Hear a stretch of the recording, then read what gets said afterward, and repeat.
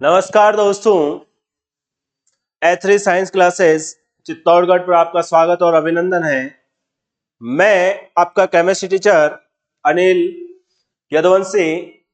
हम बात कर रहे थे आईयूपीएसी नोमेनकल्चर की। आईयूपीएसी नोमेनकल्चर क्या होता है? लास्ट क्लास में हमने थोड़ा सा पढ़ा था, थोड़ा सा बेसिक पढ़ा था कि आईयूपीएसी नोमेनकल्चर हम करते कैसे। तो हमने एक फॉर्मूले की बात करी थी। आईयूपीएसी नोमेनकल्चर एक बहुत ही आसान तरीका है नोमेनकल्चर का, नामकरण का केमिस्ट्री के अंदर। बस आपको कुछ ऐसे क्वेश्चंस हैं, उन क्वेश्चंस के थ्रू हम उसके कुछ रूल्स हैं उनको भी हम समझेंगे और फॉर्मूले के अकॉर्डिंग हम बात करते हैं। तो बहुत ही आसान रहने वाला टॉपिक है, तो आप सभी घबराइए मत और मेरे साथ जुड़ जाइए एक बार। तो अब हम बात करते हैं आईयूपीएसी नोमेनकल्चर की। किसकी बात कर रहे थे हम? आईयूपीएसी नोमेनकल्चर की, कि आईयूपीएसी नोमेनकल्चर होता क्या है उसके बारे में हम बात कर रहे थे। आईयूपीएसी नोमेनकल्चर, आईयूपीएसी नामकरण। तो इस टॉपिक से बच्चे घबराते हैं, तो आपको घबराना नहीं है। बहुत ही आसान टॉपिक है। नामकरण कैसे करते हैं, बहुत ही बेसिक टॉपिक है। आपको स्टेप बाय स्टेप इसको फॉलो करना है और घर पर जाकर क्वेश्चंस को दोहराना है, प्रैक्टिस करना है। इसमें जितनी ज्यादा आप प्रैक्टिस करते जाओगे उतने आप परफेक्ट होते जाओगे। तो ये एक तरह का मैथ्स का टॉपिक रह गया केमिस्ट्री के अंदर। अब जैसे मैथ्स के अंदर परफेक्शन तब आता है जब आप प्रैक्टिस करते हो, उसी तरीके से केमिस्ट्री नोमेनकल्चर के अंदर भी, आईयूपीएसी नोमेनकल्चर के अंदर भी आपको बहुत सारे एग्जांपल्स की क्या करनी पड़ेगी? प्रैक्टिस करनी पड़ेगी। तो हम कुछ प्रैक्टिस यहाँ पे करेंगे, कुछ आपको घर पे करनी पड़ेगी। तो स्टार्ट करते हैं हम। सबसे पहले अपना फॉर्मूला क्या था? फॉर्मूला था 2 degree prefix. 2 degree prefix formula क्या रहने वाला था आपका? 2 degree prefix, 2 degree prefix plus, sorry,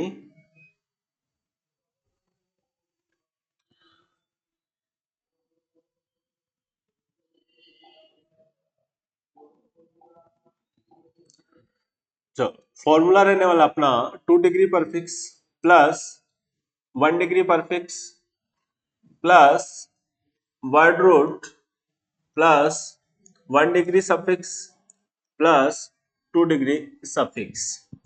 ये एक छोटा सा फॉर्मूला है जो आपको याद रखना है।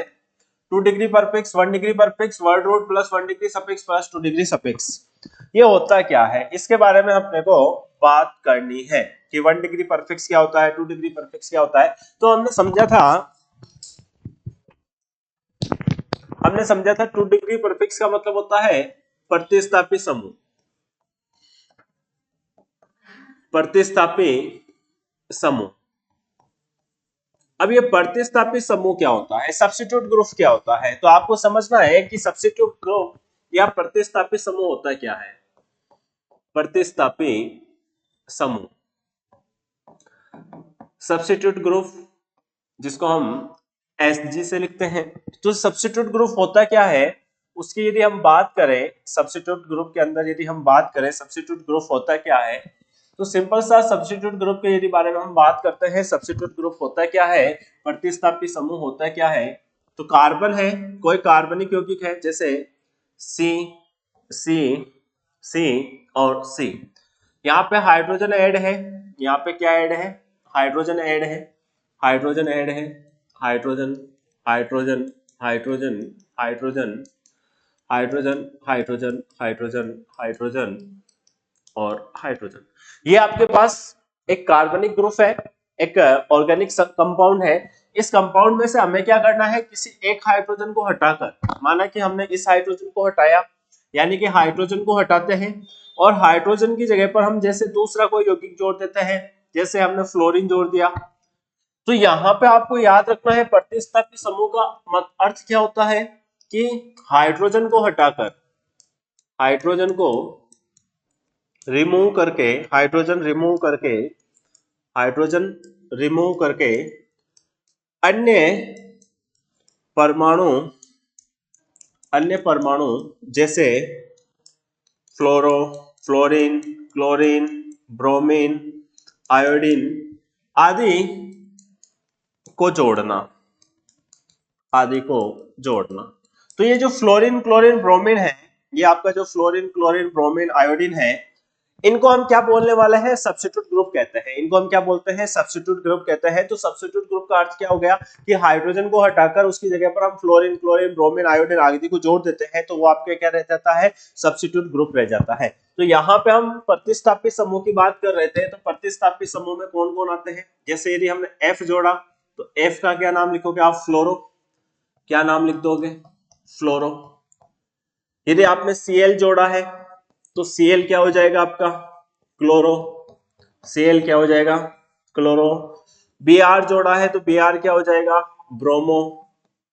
आपने I जोड़ा है तो नामकरण में आपको क्या यूज करना है? आयोडो। क्या वर्ड यूज करने हैं? आयोडो। तो इस तरीके से आपको ध्यान में रखना है। तो 2 डिग्री परफेक्ट का मतलब यानी सबसे पहले हमें किसका नाम लिखना होता है? प्रतिस्थापित समूह का नाम लिखना होता है। और उस पूरे कार्बन श्रृंखला में यदि आपको फ्लोरो, क्लोरो, ब्रोमो, आयोडो वगैरह दिख जाए तो आपको ऐसे नामकरण करना है। फिर हमें आगे देखना है, फिर हम आगे बात करते हैं 1 डिग्री परफेक्ट का मतलब क्या होता है? 1 डिग्री परफेक्ट का मतलब होता है आपको पहचान करनी है। क्या करनी है बेटा? पहचान करनी है, पहचानना है।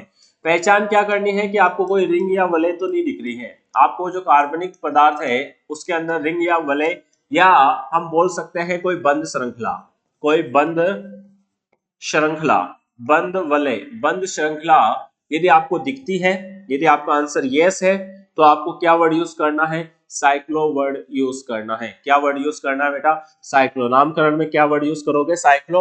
और यदि नो है, नहीं दिखती है, तो आपको क्या करना है? इनका यूज नहीं करना है। यदि आपको बंद श्रृंखला दिख रही है तो आपको साइक्लो वर्ड यूज करना है, और नहीं दिख रही है तो आपको कुछ नहीं करना है। उसके बाद वर्ड रूट का मीन्स क्या होता है? वर्ड रूट का मीन्स होता है नंबर ऑफ कार्बन, कार्बन परमाणु की संख्या, कार्बन परमाणु की संख्या, कि कार्बन परमाणु की संख्या कितनी रहने वाली है? कार्बन परमाणु की संख्या है नंबर ऑफ कार्बन। बात कर सकते हैं, क्या बात करेंगे? Number of carbon. ये नंबर ऑफ कार्बन की हम बात करते हैं। नंबर ऑफ कार्बन की यदि हम बात करें, एक कार्बन है तो क्या वर्ड यूज करेंगे हम? मैथ वर्ड यूज करेंगे। 2 कार्बन है तो हम क्या वर्ड यूज करेंगे? एथ यूज करेंगे। C2 है तो हम एथ की बात करेंगे। 3 कार्बन है तो हम क्या बात करेंगे? प्रोप की बात करते हैं। यदि 4 कार्बन उपस्थित है तो हम क्या वर्ड यूज करेंगे? ब्यूट वर्ड, ब्यूट। 5 कार्बन है तो पेंट। 6 कार्बन है तो हेक्स, और 7 कार्बन है तो हेप्ट। 8 कार्बन है, C8 है तो हम ऑक्ट की बात करेंगे। C9 है तो हम नॉन की बात करेंगे, और C10 है तो हम डेक की बात करेंगे। डेक। तो यहाँ पे आपको याद रखना है, ये 10 वर्ड याद रखना है कि meth, eth, prop, but, pent, hex, oct, non, dec क्या होते हैं, ये आपको ध्यान में रखना है। फिर यदि हम बात करते हैं 1 डिग्री सफिक्स की, 1 डिग्री सफिक्स का अर्थ क्या होता है? 1 डिग्री सफिक्स का अर्थ होता है कार्बन कार्बन के मध्य बंध, कार्बन कार्बन के मध्य बंध, कार्बन कार्बन के मध्य बंध। कार्बन कार्बन में मध्य कौन सा बंध बन रहा है उसकी हमें बात करनी है। कार्बन कार्बन में कौन सा बंध बन रहा है? यदि कार्बन कार्बन के बीच में सिंगल बॉन्ड है तो आपको क्या वर्ड यूज करना है? कार्बन कार्बन में डबल है, कार्बन कार्बन में ट्रिपल बॉन्ड है। यदि सिंगल बॉन्ड है तो आप एन वर्ड यूज कीजिए, एन, एन। यदि डबल बॉन्ड है तो आप इन वर्ड यूज कीजिए, इन, आप इन वर्ड यूज कीजिए, इन। और यदि ट्रिपल बॉन्ड है तो आप आयन वर्ड यूज कीजिए, आयन, आयन। ये आपको ध्यान में रखना है। फिर 2 डिग्री जो सफिक्स है ये आपका बहुत ही ज्यादा इंपॉर्टेंट रहने वाला है, इसको स्टार बना के याद रखना है। ये क्या होता है? आपका फंक्शनल ग्रुप होता है। फंक्शनल ग्रुप, जब हम फंक्शनल ग्रुप के नामकरण की बात करेंगे, यानी कि प्रकार्यात्मक समूह या क्रियात्मक समूह की हम बात करेंगे, तब इसके बारे में और बात करेंगे। प्रकार्यात्मक समूह यदि कोई है तो उनके हम नामकरण की बात करते हैं। तो ये अपने पास एक फॉर्मूला है जिसको आपको याद में रखना है। अब हम कुछ एग्जांपल्स करते हैं फॉर्मूले की बेस पर। कुछ यदि हम क्वेश्चंस करें तो क्या आपके क्वेश्चंस रहने वाले हैं? तो फर्स्ट क्वेश्चन है, जैसे हमने बात करी थी लास्ट क्लास में, CH4। CH4 का हमने क्या नाम लिखा था? मेथेन। क्या नाम लिखा था, मेथेन, एक कार्बन है तो मेथ प्लस एन। फिर हमने दूसरे एग्जाम्पल की बात करी थी CH3, CH3, तो इसको हमने क्या बोला था, एथेन बोला था। क्या बोला था, एथेन। 3 कार्बन होंगे, 3, CH3, CH2, CH3, तो इसको हमने क्या बोला था, प्रोपेन, प्रोपेन। फिर हम बात करते हैं नंबर 4 की। फिर हमने एक ऐसा कोई एग्जांपल लिया था जिसको हमने क्या बोला था, साइक्लोप्रोपेन, साइक्लोप्रोपेन, इनका नामकरण करा था। फिर हमने ऐसा एग्जांपल लिया था CH3, CH2, CH2, CH3, इसको हमने क्या बोला था, ब्यूटेन। क्या बोला था, ब्यूटेन। फिर हमने बात करी थी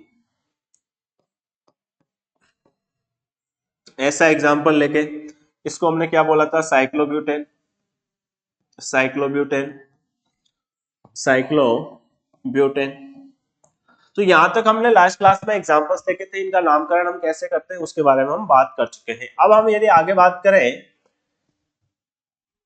तो आज की यदि हम एग्जांपल्स नंबर 7 की बात करते हैं, एग्जांपल नंबर 7, तो एग्जांपल नंबर 7 में जैसे आपके पास इस तरीके से कोई आपको लाइन दे दी, तो इसका आपको नामकरण करना है। तो यहाँ पे कार्बन कितने हैं, एक, कितने कार्बन होने वाले, 1 2 3 4 5, 5 कार्बन है, तो इसे हम क्या बोलते हैं, 5 कार्बन। कितने नंबर ऑफ कार्बन कितने हैं, तो फॉर्मूला याद है आपको, नंबर ऑफ 5 कार्बन के लिए क्या वर्ड आता है, पेंट, पेंट। और सारे सिंगल बॉन्ड दिख रहे हैं तो क्या होगा, एन, तो क्या नाम हो जाएगा, पेंटेन। क्या नाम हो जाएगा, पेंटेन, पेंटेन। क्या नाम रहने वाला है, पेंटेन। उसी तरीके से यदि नंबर 8 एग्जांपल की हम बात करें,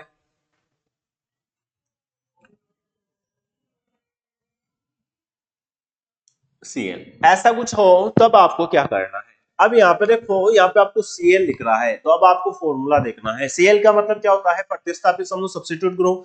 तो अब आपको यहाँ पे देखना है कि नंबरिंग किस तरफ से करनी है, नंबरिंग किस तरफ से करनी है। कि आपके सामने दो ऑप्शन है कि आप नंबरिंग इधर से स्टार्ट कर सकते हो या इधर से स्टार्ट कर सकते हो, यानी कि यहाँ पे आपके पास दो ऑप्शन रहने वाले हैं कि नंबरिंग किधर से करनी है। तो फर्स्ट ऑप्शन में आप यदि इधर से करते हो तो 1 2 3 4 5, कार्बन कौन से नंबर पे आ रहा है आपका, प्रतिस्थापित समूह कौन से नंबर पे आ रहा है, 1 नंबर पे। और यदि आप इधर से स्टार्ट करते हो तो 1 2 3 4 5, इधर से कौन से नंबर पे आ रहा है, 5वें नंबर पर। तो ऑप्शन फर्स्ट में, ऑप्शन फर्स्ट, प्रतिस्थापित समूह को कौन सा नंबर मिल रहा है, प्रतिस्थापित समूह C1 पर उपस्थित है, C1 पर उपस्थित है। जबकि ऑप्शन सेकंड में, ऑप्शन सेकंड में substitute group, substitute group carbon 5 पर उपस्थित है, 5 पर उपस्थित है, 5 पर उपस्थित है। तब आपको नोट करके एक रूल याद रखना है, यहाँ पर नोट, रूल क्या याद रखना है आपको, रूल ये याद रखना है यहाँ पर कि जो प्रतिस्थापित समूह है, यदि आपकी कार्बन श्रृंखला में केवल प्रतिस्थापित समूह है, केवल प्रतिस्थापित समूह है, ना डबल बॉन्ड है, ना ट्रिपल बॉन्ड है, ना कोई फंक्शनल ग्रुप है, ओनली और ओनली कौन सा है आपका, प्रतिस्थापित समूह है, सब्स्टिट्यूट ग्रुप है, तब आपको ध्यान में रखना है कि प्रतिस्थापित समूह को हमेशा कम से कम नंबर मिले। तो केवल, केवल प्रतिस्थापित समूह उपस्थित हो, प्रतिस्थापित समूह उपस्थित हो, तब सब्स्टिट्यूट ग्रुप को कम से कम नंबर देने हैं, कम से कम नंबर पर रखना है, कम से कम नंबर पर रखना है, ये आपको ध्यान में रखना है। अब यहाँ पे कौन सा ऑप्शन है जिस पर हम बात कर रहे हैं, तो यहाँ पे हम पहले ऑप्शन पे जाएंगे। अब पहले ऑप्शन पे हमारे पास एक नंबर के ऊपर आपका क्या रहने वाला है, प्रतिस्थापित समूह। पहली बात तो ये। दूसरा पॉइंट आपको यहाँ पे याद रखना है, इसमें आपको दूसरा पॉइंट ये याद रखना है, दूसरा पॉइंट ये याद रखना है, सेकंड नोट ये याद रखना है कि जब नंबर और नंबर हो, नंबर एंड नंबर, दो नंबर के बीच में, जब दो नंबर हो तो नंबर एंड नंबर के बीच में कोमा लगाना है आपको, नंबर और नंबर के बीच में कोमा लगाना है। एंड नंबर एंड वर्ड के मध्य आपको डैश लगाना है। क्या लगाना है, डैश लगाना है, डैश लगाना है। ठीक है, तो अब इसका नाम क्या रह जाएगा अपना, इसका नाम क्या हो जाएगा, हम नामकरण करते हैं तो हमें पहले वाले ऑप्शन की तरफ जाना है। तो कितने कार्बन है, सबसे पहले एक नंबर के कार्बन पे सबसे पहले हम प्रतिस्थापित समूह पहचानना है, क्या है, Cl। तो प्रतिस्थापित समूह Cl है तो इसका नाम क्या हो जाएगा। अब यदि हम इसका नामकरण करें तो एक नंबर के कार्बन पर, एक नंबर पे कार्बन पर कौन सा, क्लोरो, एक नंबर के कार्बन पे क्या हो जाएगा, क्योंकि नंबर और वर्ड के बीच में क्या लगाना है, डैश लगाना है, तो क्लोरो।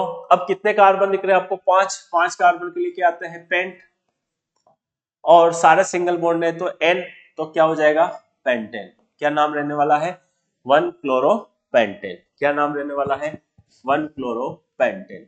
यदि हम आगे बात करें, अपने पास एक ऐसा और एग्जांपल्स है, यहाँ पे Cl है। अब इसमें आपको नंबरिंग किधर से करनी है, यदि हम ये वाली नंबरिंग करते तो 1 2 3, इधर से 3 नंबर पे 1 2 3 4, इधर से 4 नंबर पे, तो पहले वाली नंबरिंग करेंगे तो कितने कार्बन हो रहे हैं टोटल, 1 2 3 4 5 6। तो तीसरे नंबर के कार्बन पर सबसे पहले 3 नंबर आपको दर्शाना है, कौन है, प्रतिस्थापित समूह कौन सा है, तो आपको Cl है तो क्या आएगा, क्लोरो, क्लोरो, क्लोरो। फिर कितने कार्बन टोटल, 6 के लिए क्या वर्ड आता है, हेक्स, और सारे सिंगल बॉन्ड है तो क्या हो जाएगा, एन, हेक्सेन। क्या नाम रहने वाला है इसका, 3 क्लोरो हेक्सेन। क्या नाम रहने वाला है, 3 क्लोरो हेक्सेन। तो इस तरीके से हम कुछ आसान तरीके से हम आईपीएससी नोमेनकल्चर कर सकते हैं। अब आपके सामने कुछ जो क्वेश्चंस हैं जो आपको घर से करके लाने हैं, तो प्रैक्टिस के लिए क्वेश्चन दे रहा हूं मैं।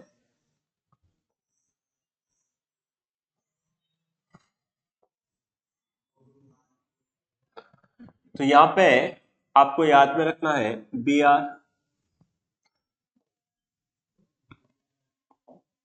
आर और, ठीक है, यहाँ पे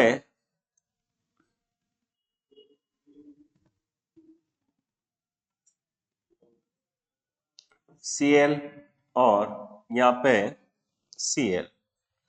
अब आपको इन तीनों क्वेश्चंस को घर से करके लाना है और आपको कमेंट में इनके नाम लिखने हैं कि क्या इनके आंसर रहने वाले हैं। तो आज के लिए इतना ही, धन्यवाद।